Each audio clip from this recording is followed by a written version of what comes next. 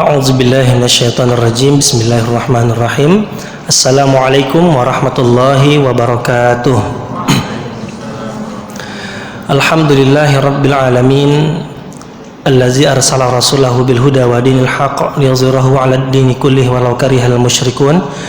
Asyhadu an la ilaha illallah wahdahu la syarikalah wa asyhadu anna Muhammadan abduhu wa rasuluhu la nabiyya ba'dah. Allahumma salli wa sallim wa barik ala Sayyidina Muhammad wa ala ali Sayyidina Muhammad. Assalamu alayka ya Rasulullah. Alhamdulillah, sahabat-sahabat sekalian, tiada henti-hentinya kita bersyukur kepada Allah atas segala kenikmatan, kesehatan, kesempatan, keimanan, dan tentunya Islam yang sampai sore hari ini Allah masih memperkenankan diberikan kepada kita, dan tentu nikmat-nikmat lainnya yang tidak bisa kita hitung jumlahnya. Maka mari sama-sama kita mengucapkan lafaz hamdalah, alhamdulillahi rabbil alamin. Salawat beserta salam kita hadiahkan ke Nabi besar kita Muhammad sallallahu alaihi wasallam dengan mengucapkan Allahumma salli ala Sayyidina Muhammad wa ala ali Sayyidina Muhammad. Assalamu alayka ya Rasulullah. Alhamdulillah, berjumpa kembali kita dalam kajian Yuk Ngaji setiap Sabtu sore, yang ini ditaja oleh teman-teman panitia Yuk Ngaji Pekanbaru, yang insyaallah mudah-mudahan menjadi majelis yang kita berdoa kepada Allah, mudah-mudahan majelis ini diberkahi oleh Allah Subhanahu wa taala. Amin ya rabbal alamin. Sahabat-sahabat yang kami cintai karena Allah Subhanahu wa taala, tema kita pada sore hari ini tema yang mungkin sudah pernah kita bahas sebelumnya, ya. Tapi temanya ini kita ulang kembali pembahasannya lebih detail sebab kita melihat beberapa kondisi yang membuat kita semakin miris. Temanya apa? Temanya adalah belum dewasa. Ya, kita bahas tentang perkara dewasa. Pertanyaannya, kira-kira kita sudah dewasa apa belum? Ya, pembahasan kita tentang dewasa, teman-teman sekalian. Ya, ini kalau boleh kita melihat di dalam Al-Quran, Allah Subhanahu Wa Taala menjelaskan tentang fase kehidupan manusia. Ya, yang ini fasenya cukup bisa dikatakan lebih rinci. Boleh dibuka handphonenya atau Al-Qurannya, ya, aplikasi Al-Qurannya, surat Ghafir, ya. Surat Ghafir itu surah ke-40, surah Ghafir ayat 67. Baik, ya, bagi yang sudah pegang, coba kita lihat sama-sama. Allah Subhanahu Wa Taala ingin menjelaskan bagaimana manusia, ya, manusia, bagaimana Allah kemudian menciptakan manusia itu mulai dari mana dan kemudian berakhir pada apa, ya. A'udzubillahi minasyaitonirrajim. Huwallazi khalaqakum min turabin summa min nutfatin summa min 'alaqatin summa yukhrijukum tifla summa litablu ashuddakum summa litakunu syuyukha wa minkum man yutawaffa min qabl wa litablu ajalan musamma wa la'allakum ta'qilun. Shadaqallahul azim. Sudah ketemu, ya? Coba kita perhatikan. Huwallazi khalaqakum min turab. Sesungguhnya Allah lah yang telah menciptakan kalian dari tanah, ya. Ada ungkapan yang sangat menarik sekali. Kalau ada orang terkagum-kagum saat ini terhadap struktur manusia, struktur tubuh manusia, semestinya dia lebih sangat kagum kepada Allah, sebab bukan persoalan struktur manusia lagi, Tapi struktur manusia ini diciptakan dari tanah. Ayo coba. Ya. Jadi kalau misalkan anak kedokteran, kalau kita pernah lihat ada tengkorak itu, bagaimana saraf manusia, ya, bagaimana struktur tubuh, organ tubuh manusia, kita terkagum-kagum dengan ciptaan tubuh kita ini, ya. Maka semestinya kita semakin kagum dan lebih kagum lagi kepada Allah dan kepada Al-Quran. Coba, struktur tubuh yang rumit ini bukan cuma sekedar rumit, tapi bahkan diciptakan dari tanah. Kalau kata orang Jawa itu, ya opo ini? Ya. Itu gimana ceritanya itu? Allah kemudian menciptakan kita manusia dari tanah. Sekarang antum saya kasih tanah, bisa nggak jadi manusia itu tanah? Ayo, itu ada tanah tuh nganggur 5 hektar. Ya. Itu gimana ceritanya tanah kemudian bisa diciptakan menjadi manusia? Maka kalau ada orang yang berakal dan dia tidak kagum kepada Allah, itu sebenarnya dia nggak berpikir. Paham kira-kira maksudnya? Ya. Kalau ada orang berakal, katanya dia intelek, profesor, doktor, gitu ya, tapi dia nggak beriman kepada Allah dan dia tidak takjub atas kebesaran Allah, maka sejatinya dia tidak berpikir. Karena kalau dia berpikir, maka dia akan menemukan ketakjuban, kemahabesaran Allah atas ciptaan-ciptaan Allah yang sangat luar biasa. Ini baru sepotong ayatnya ini baru singkat. Sesungguhnya Allah menciptakan kalian berasal dari tanah. Ya. Kalau dulu kecil kita main tanah liat, dijadiin boneka, dilihat besok tetap aja jadi tanah dia. Ya. Bagaimana ceritanya tanah itu bisa menjadi seorang manusia? Ya. Summa min nutfatin summa min 'alaqah. Yang kemudian ya, kalian itu diciptakan awalnya dari tanah. Berikutnya adalah turun temurun, kalian adalah dari, mohon maaf, ya, cairan, ya, ya, bertemunya antara sel telur dan sel ovum, ya, atau bahasa kitanya sperma, ya, dan kemudian kalian menjadi sebuah daging, ya. Ini fasenya nih, ya, fasenya yang mesti menjadikan kita semakin takjub kepada Allah Subhanahu wa taala. Dan pembahasan kita hari ini, ya, ini pada berikutnya, summa yukhrijukum tifla, dan kemudian kalian dikeluarkan ini maksudnya adalah dihadirkan ke dunia, ya. Kemudian kalian dilahirkan ke dunia dalam bentuk anak-anak, ya, dalam bentuk bayi. Ini fasenya, ya. Kalau fase tadi ciptaan manusia dari tanah, kemudian dari, mohon maaf, ya, sel sperma, cairan, dan kemudian dari segumpal daging, ya, yang kemudian diberikan tulang belulang. Di ayat yang lain lebih rinci lagi ketika proses dalam perut itu, ya. Di ayat yang lain dikatakan, ya, pertama itu cairan, ya, yang itu kemudian bertemu sel telur dan sel ovum, dan kemudian jadi daging, dan kemudian diberikan tulang belulang, dan kemudian ditiupkan ruh ke dalamnya.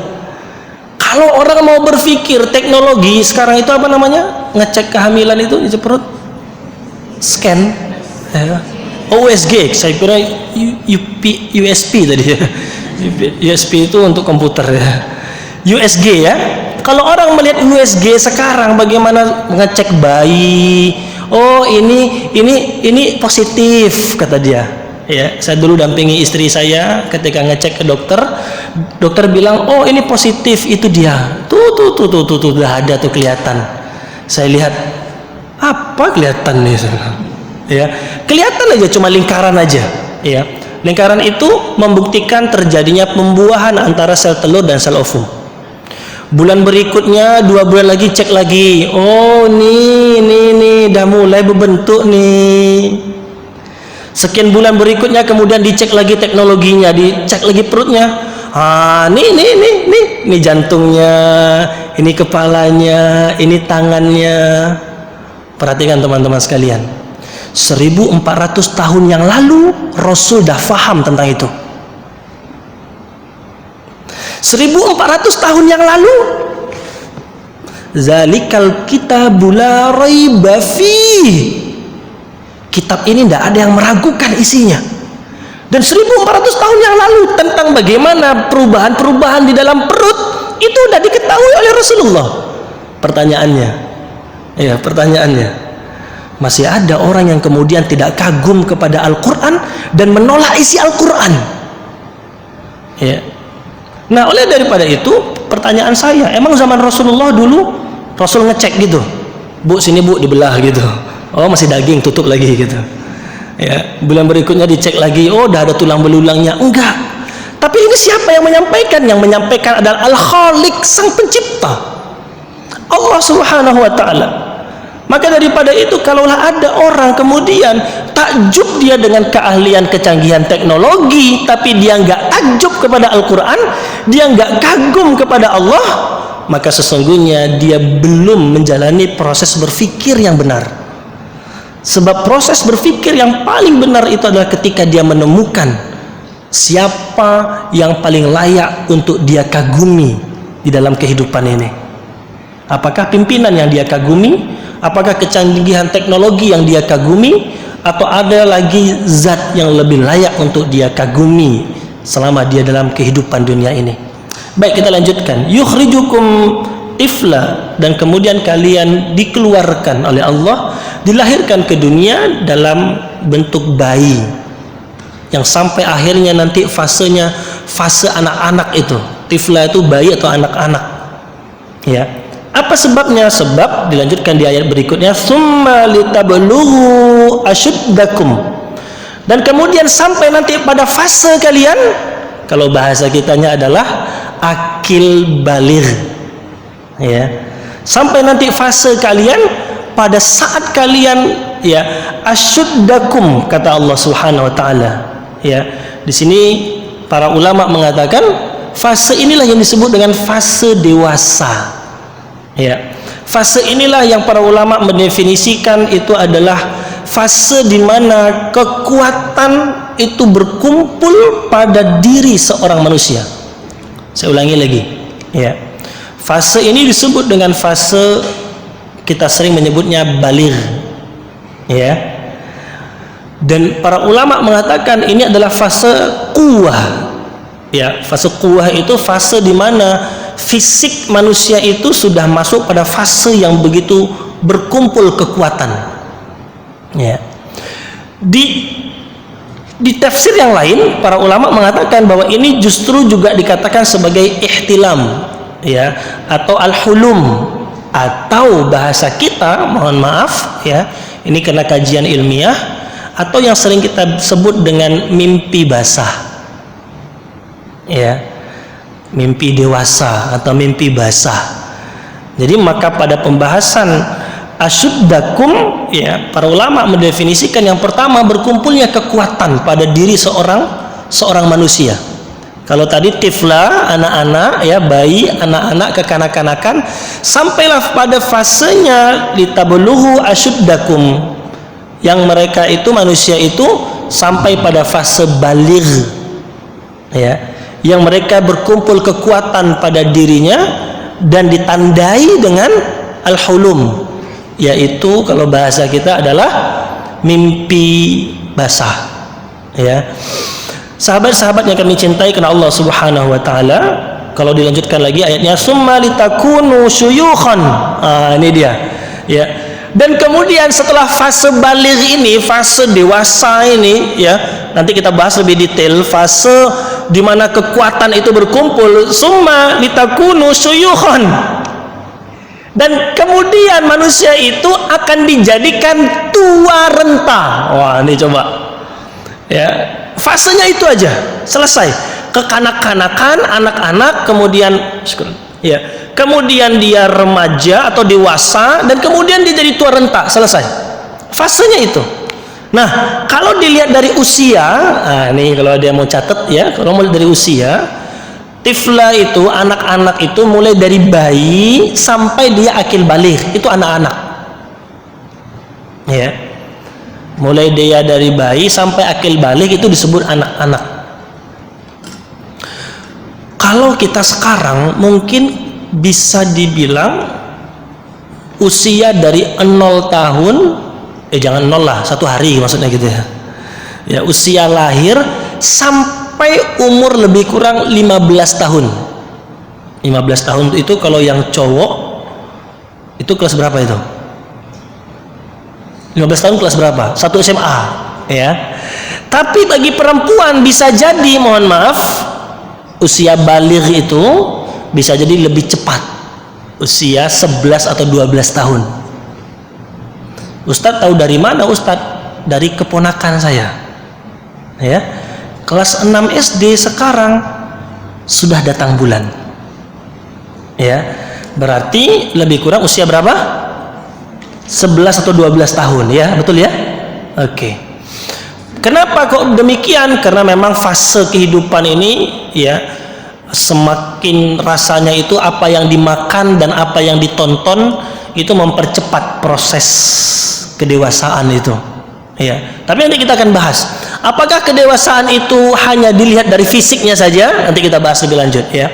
Tapi ini saya ingin jelaskan terlebih dahulu.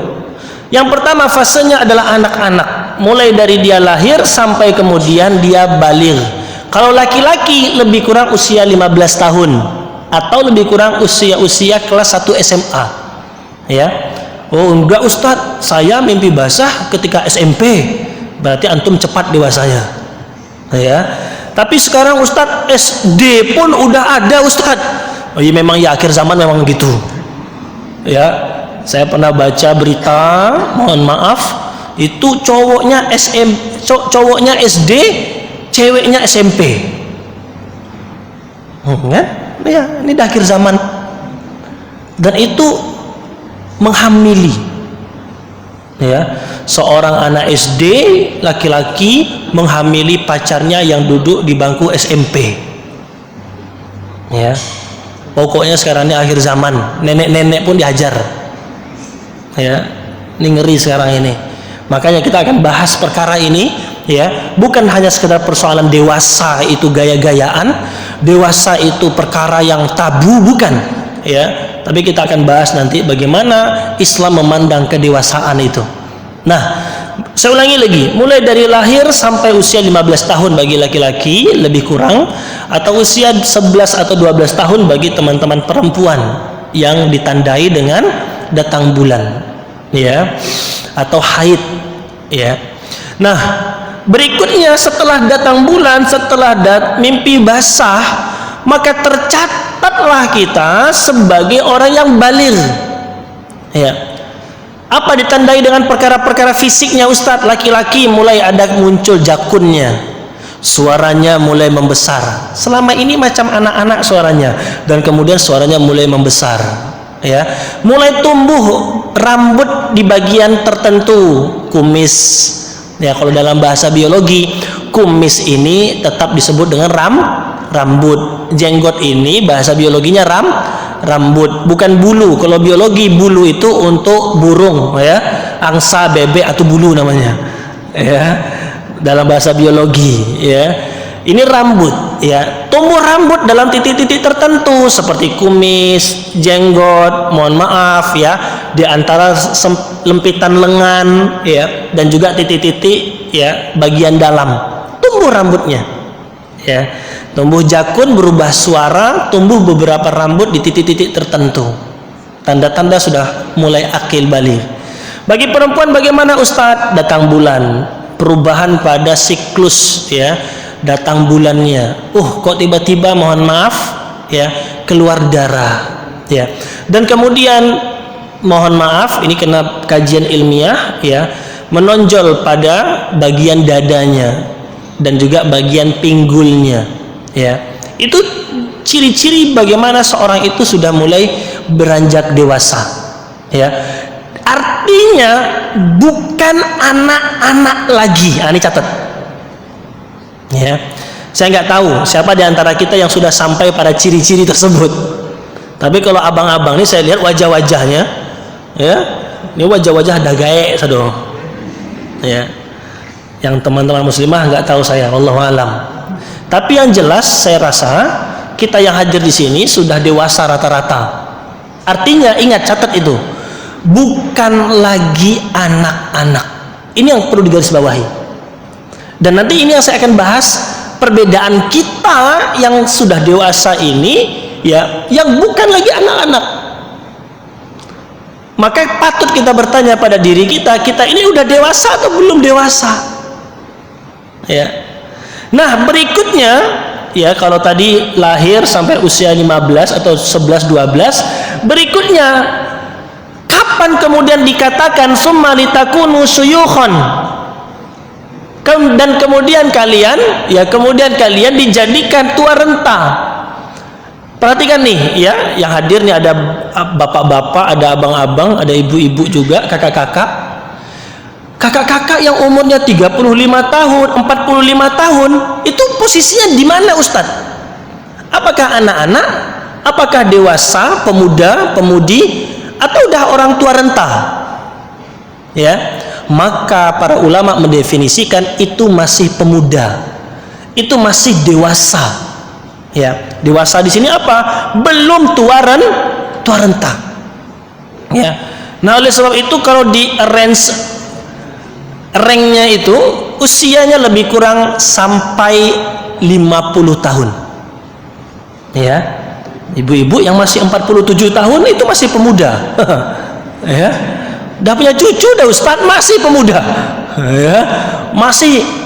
Apa yang membedakannya? Ah, ini nanti kita bahas, ya. Perhatikan teman-teman sekalian. Ini berarti fasenya Ustadz mulai umur 15 sampai umur 50 tahun Ustadz. Iya. Itu lebih kurang, ya. Meskipun setiap orang bisa jadi berbeda. Summa litakunu syuyukhan, dan kemudian kalian dijadikan tua renta. Apa batasnya? Batasnya adalah di saat kalian sudah mulai pikun, ya, sudah mulai ditarik dan dicabut kenikmatan satu persatu pada tubuh manusia.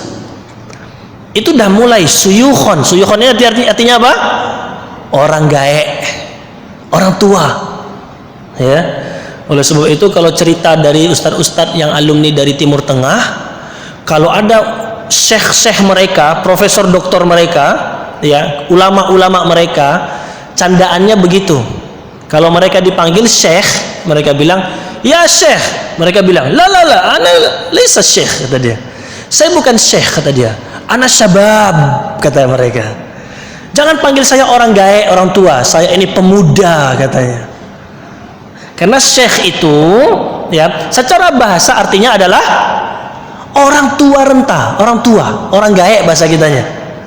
Ya, tapi di Indonesia syekh itu gelar akademik atau gelar masyarakat untuk orang yang berilmu. Ya, candaan ulama-ulama di luar itu kalau mereka dipanggil syekh, mereka bilang lah, ya, pasti kata dia, kata dia, saya bukan orang tua, saya bukan orang gaek, kata dia.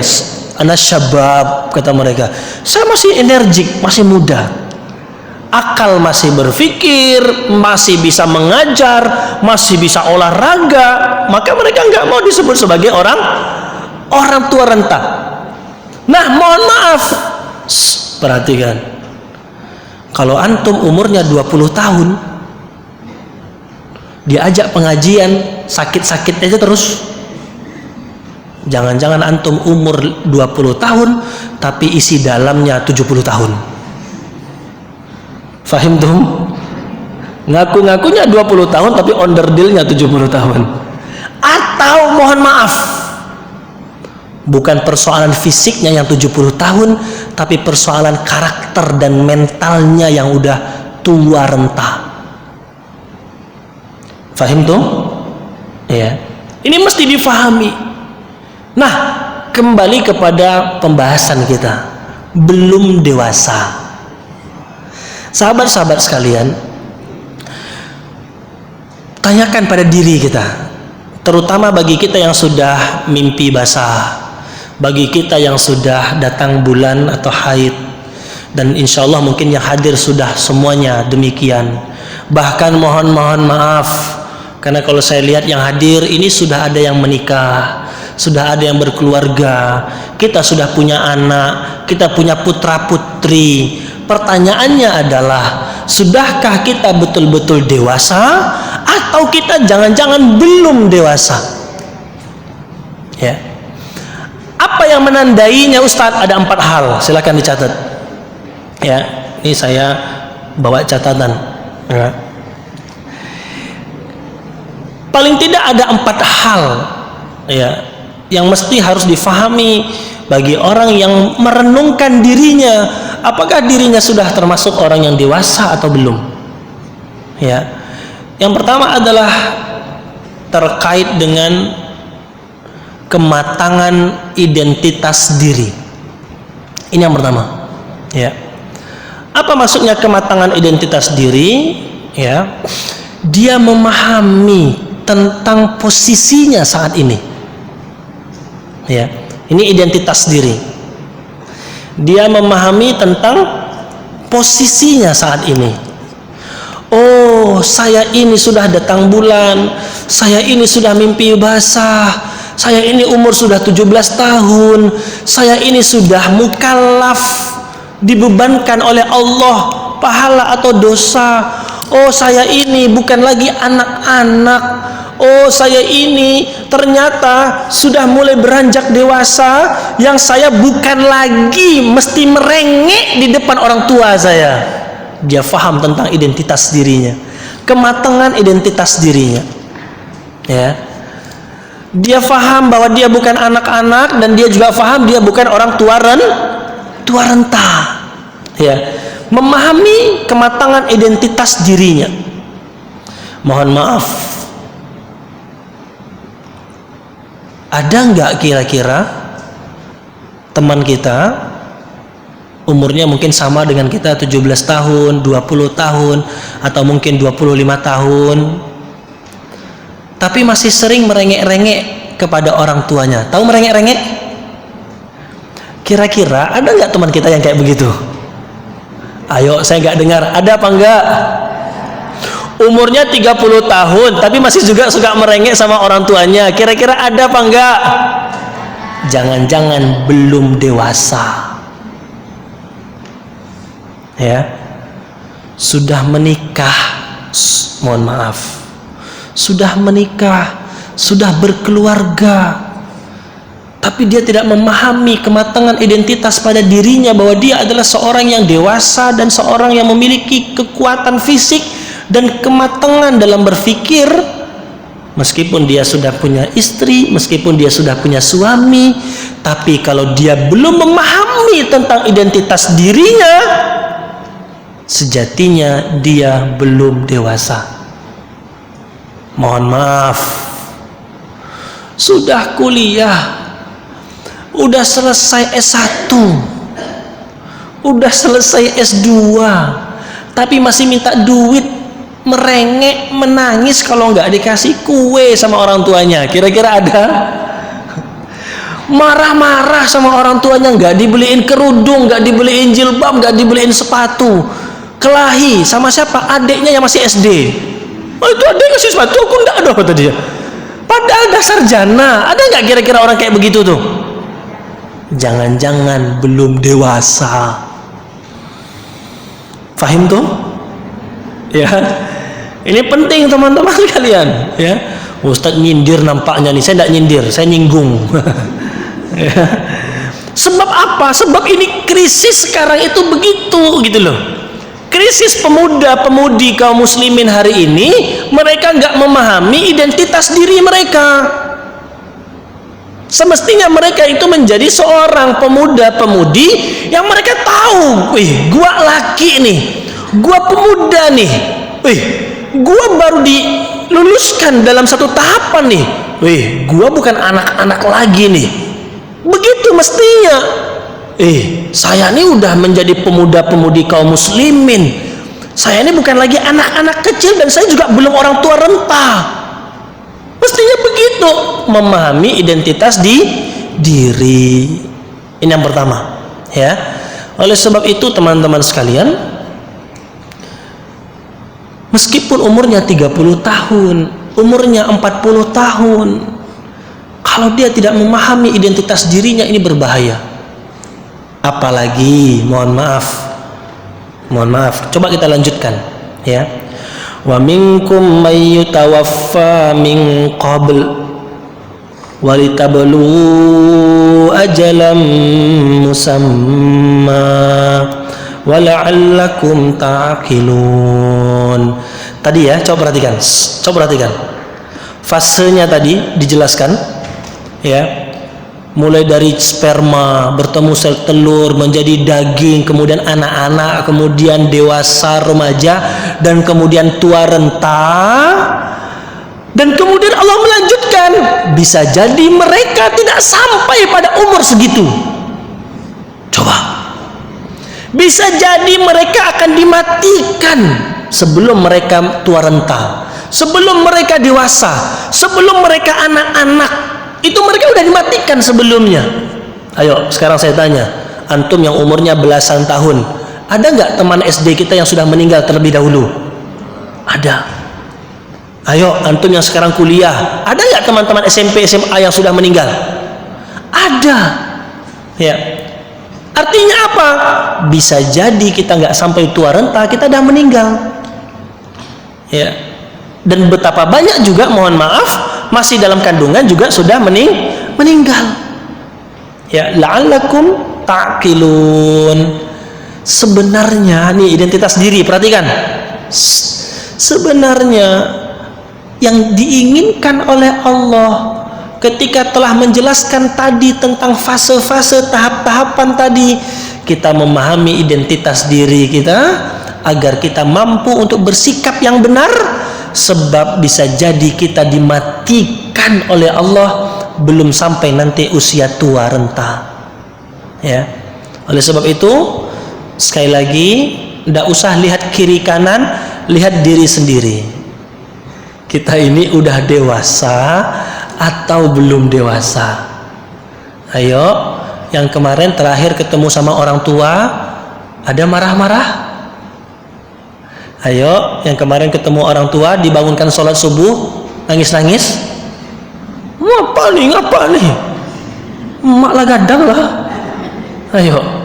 Ayo, para istri dibangunkan sama suaminya, sholat subuh deh. Apalah bang nih? Ya, mak ikut sama orang apa ndak gue? Lah gadang lah, ya. Artinya apa? Memahami posisi identitas diri, ya. Oh, kita sudah mimpi basah, kita sudah datang bulan, argonya sudah mulai jalan. Catatan amal sudah mulai berlaku. Amal soleh akan mendapatkan ganjaran pahala, amal maksiat akan mendapatkan ganjaran siksa. Oh, sadar identitas diri kita. Kita bukan lagi anak-anak dan kita bukanlah orang tua renta yang sudah pikun. Inilah fasenya kita, remaja, pemuda, dewasa. Kematangan identitas diri. Yang kedua, ya, orang-orang yang dewasa, dia adalah orang-orang yang memahami visi misi hidupnya, memahami visi misi hidupnya. Ya, sahabat-sahabat sekalian, beberapa waktu yang lalu di forum ini dan di forum yang lain saya juga mendapatkan pertanyaan yang sama. Ustadz, saya masih SMA. Masih umur 17 tahun, tapi entah kenapa saya kok pengen segera nikah, Ustaz. Bolehkah, Ustaz? Saya bilang mantap. Sebab apa? Meskipun usianya masih 17 tahun, tapi dia memahami visi misi kehidupannya ke depan. Meskipun dia usianya 17 tahun, dia tahu nggak boleh pacaran, sebab dia takut bermaksiat. Karena dia tahu visi misinya ke depan, dia tahu gak mau bergaul berlebihan laki-laki perempuan, tapi yang dia persiapkan adalah pernikahan. Apa kata teman-teman dia seangkatan? Wah, angko awakku masih muda, wah lah gaya mode aja. Ya, usia masih muda tapi pikiran tua. Bukan pikiran tua, tapi berpikir dewasa. Apa diantaranya? Diantaranya adalah memahami visi misi hidupnya. Hidup bukan untuk berpacaran, hidup bukan untuk bermaksiat. Dia tahu, dia memahami hidupnya adalah diciptakan untuk mengabdi kepada Allah. Dia diciptakan untuk mendulang amal soleh kepada Allah. Allah sampaikan dalam Al-Quran, wa ma khalaqtul jinna wal insa illa liya'budun. Tidaklah aku ciptakan jin dan manusia melainkan untuk beribadah kepadaku, kata Allah. Artinya Allah menciptakan kita ini untuk mengabdi kepada Allah.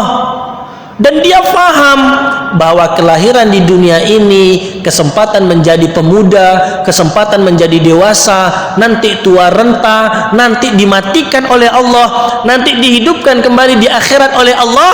Dia tahu visi misi hidupnya bukan cuma di dunia, tapi juga akhirat. Apa kata Allah? Wal akhiratu khairu wa abqa. Sesungguhnya kehidupan akhirat itulah yang kekal abadi selama-lamanya.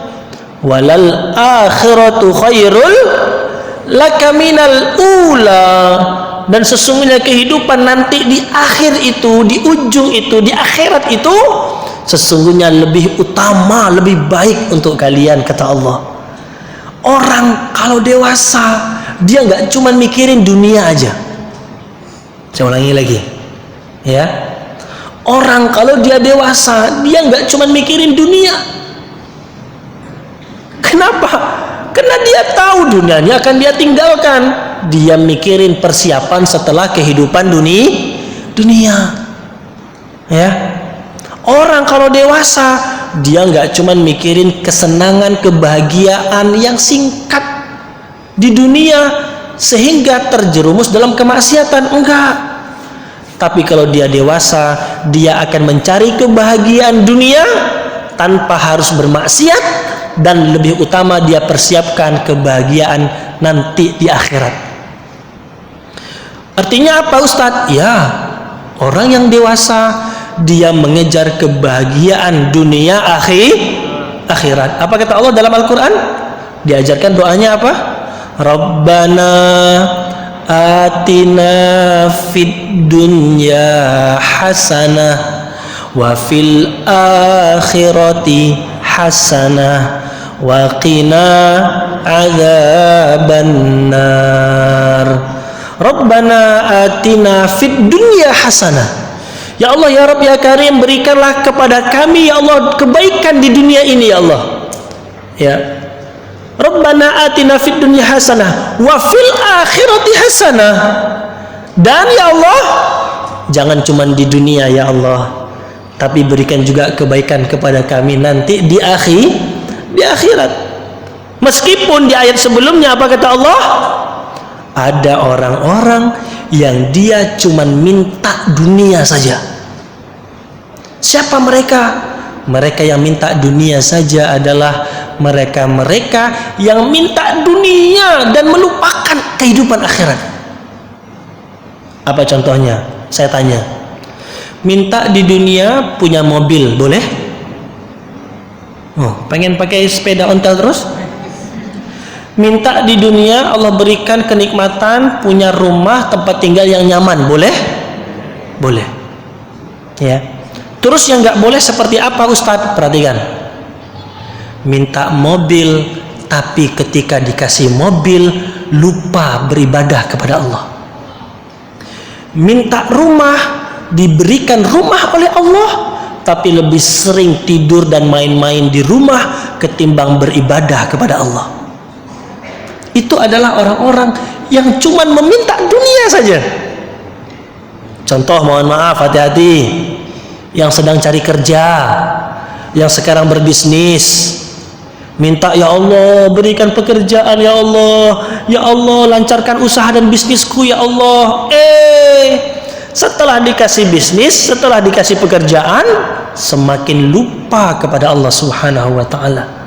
Oleh sebab itu, boleh minta kenikmatan di dunia, maka Allah bilang boleh, tapi jangan sampai kenikmatan dunia ini melenakan, menggelincirkan, dan kemudian menyesatkan kita sehingga kita lupa kepada akhirat. Ini enggak boleh, ya. Oleh sebab itu minta kepada Allah, Rabbana atina fid dunya hasanah wa fil akhirati hasanah wa qina azabannar. dan jauhkan kami dari siksa api neraka ya Allah. Ya. Oleh sebab itu yang kedua tadi, kalau memang dewasa, kita mesti memahami visi misi hidup kita. Ayo coba kita renungkan, sudah dewasa atau belum dewasa ya? Kita mau kerja kita untuk apa? Kita mau kerja kita itu untuk apa?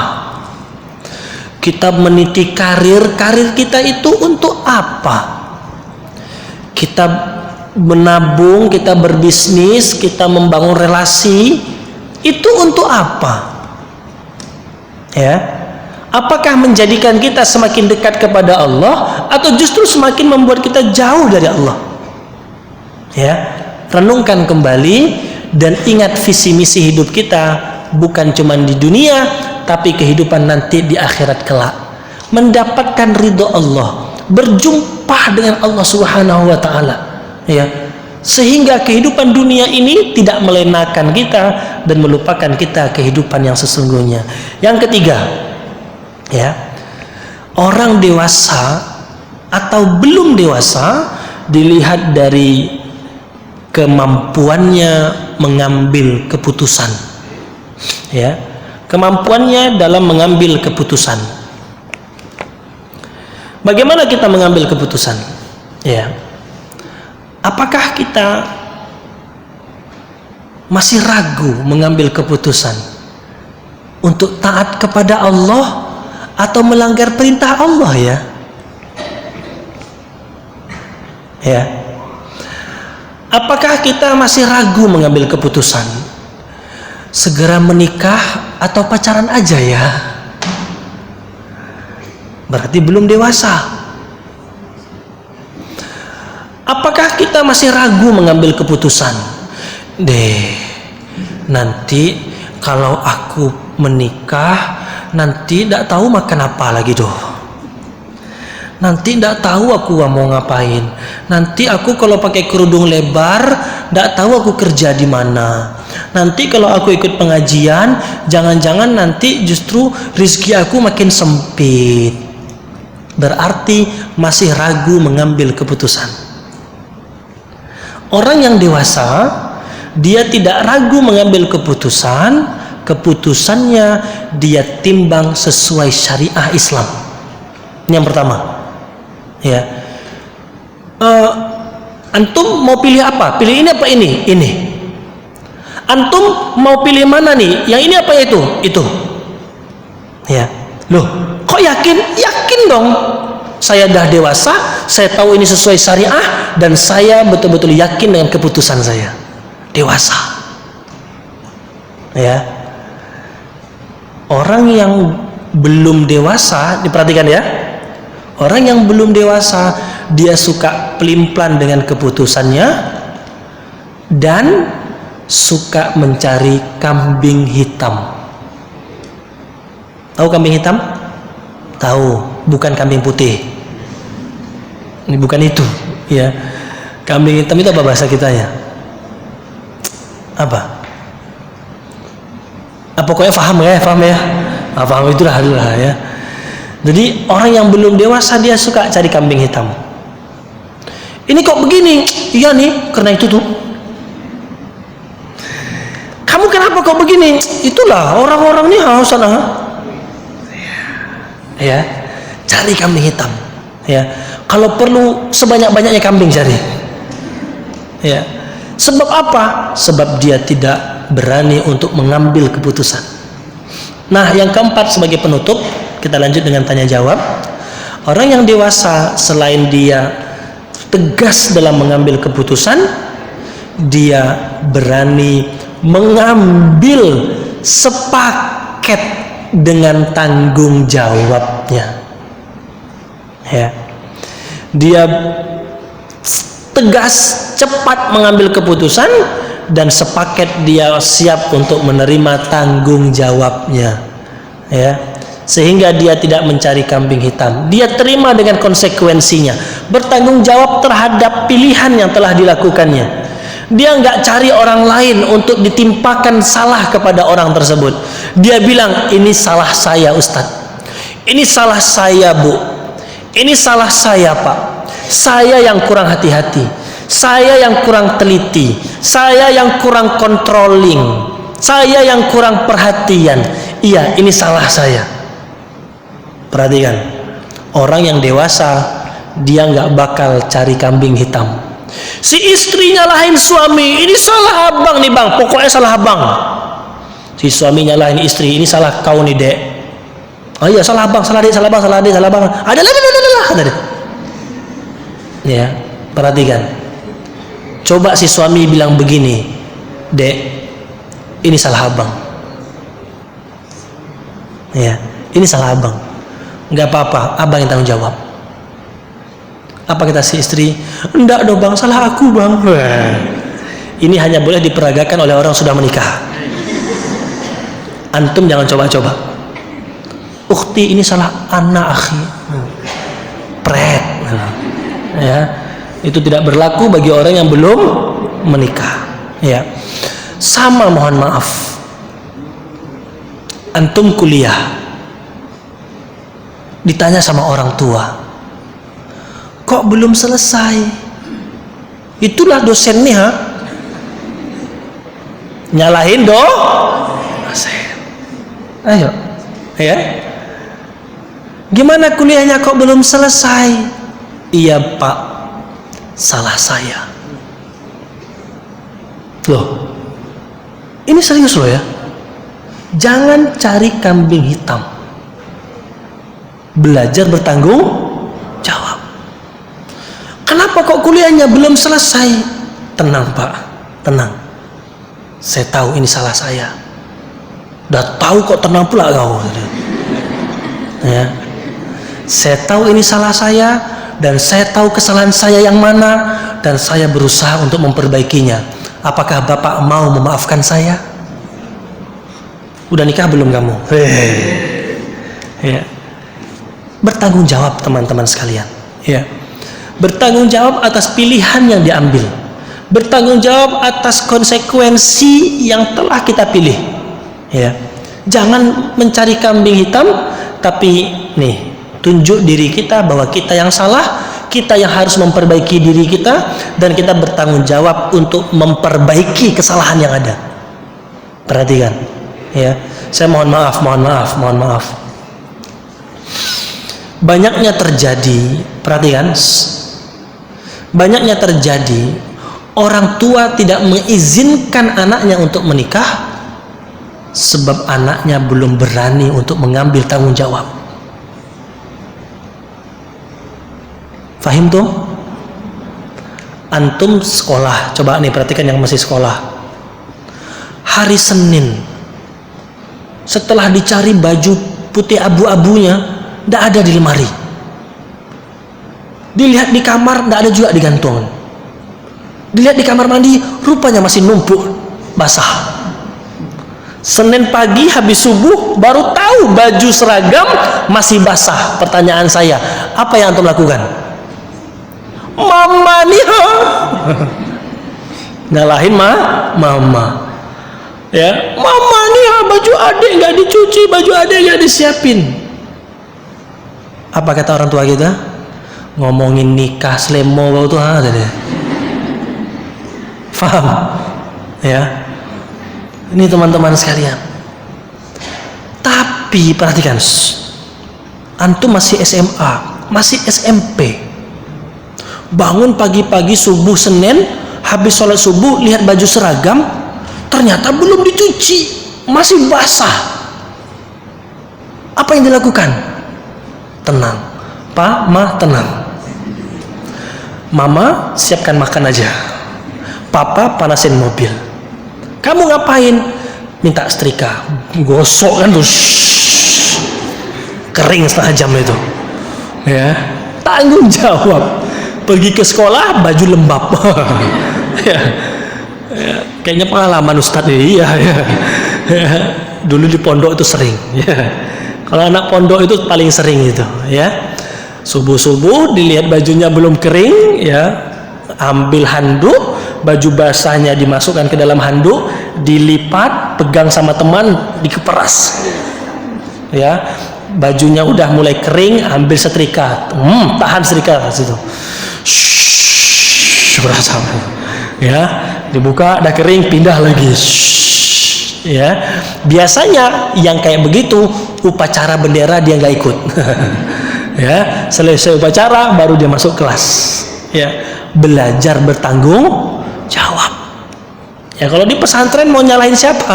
Mau nyalahin papa mama? Nggak ada papa mama di pesantren. Ya, oleh sebab itu teman-teman sekalian, coba cek pada diri kita, sudah dewasa atau belum?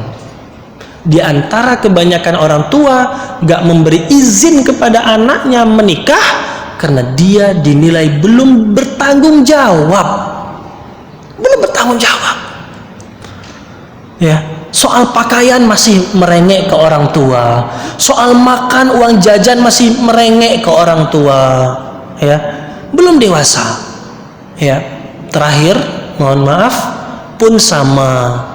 Kalau sudah menikah, mohon maaf, ini nasihat untuk saya pribadi. Kalau bisa diambil manfaatnya, silahkan. Meskipun sudah menikah, baik suami maupun istri, belajarlah masing-masing untuk dewasa. Istri, belajarlah untuk mengambil tanggung jawab sebagai seorang istri. Suami, belajar tanggung jawab, mengambil peran sebagai seorang suami. Seorang istri mesti tahu identitas dirinya sebagai istri. Seorang istri mesti tahu visi misi hidupnya sebagai seorang istri. Seorang istri mesti tahu mengambil keputusan sebagai seorang istri.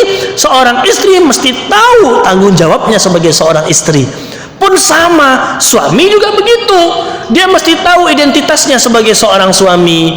Dia mesti tahu bagaimana dia mesti visi misi hidupnya membangun keluarganya. Dia sebagai suami juga mesti tahu bagaimana mengambil keputusan dan bertanggung jawab terhadap keputusan yang dia ambil. Akhirnya, kalau ada masalah, tinggal dikembalikan. Siapa di antara suami atau istri yang tidak mengerjakan tanggung jawabnya masing-masing?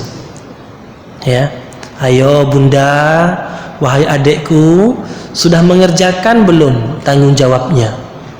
Apa kata istri? Iya bang, salah aku. Ya, si suami juga bilang, bang, kira-kira abang mengerjakan nggak tanggung jawab abang? Iya, masih banyak yang kurang, salah abang. Mari sama-sama kita perbaiki kesalahan kita dan sama-sama kita menjadi lebih dewasa di hadapan Allah Subhanahu wa taala. Mudah-mudahan bermanfaat. Kita lanjut dengan sesi tanya jawab. Walafu minkum. Assalamualaikum warahmatullahi wabarakatuh.